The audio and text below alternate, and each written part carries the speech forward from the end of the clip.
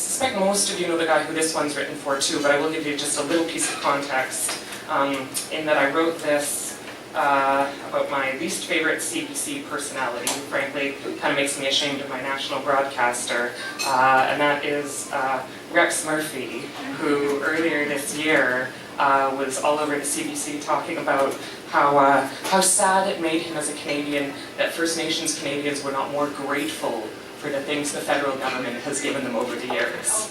So this is on Rex Murphy and gratitude. Oh, Canada, so generous with our genocide. Why won't you say thank you? Say thank you for fracking up the future for pipelines like the ones spewing filth from Murphy's throat.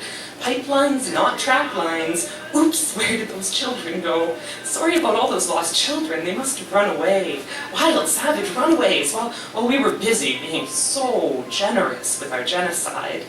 Whose fault is it that you never made anything from all those smallpox handouts? You're so lucky. The federal government takes care of you, children of the land, just like they take care of wild salmon stock and streams. And don't look toward northern Alberta, don't look toward northern Alberta.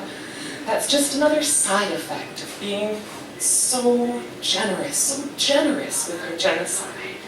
How can you be so unappreciative when you didn't even pay for the death schools, the death scoops, the death cops? You didn't even pay. Except with your land, except with your bodies and your children, except with everything we could take. How could you be so unappreciative for this civilization of appropriation?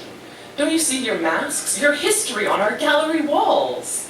This is the way we romance genocide, lust after transformers and gods and spirits that we can beat out of brown bodies, that we can legislate into pre-Columbian fairy tales. See, this is how to be generous in genocide. Frame what you aim to break, call every abuse charity, and cry on the CBC if anyone breathes word of your complicity.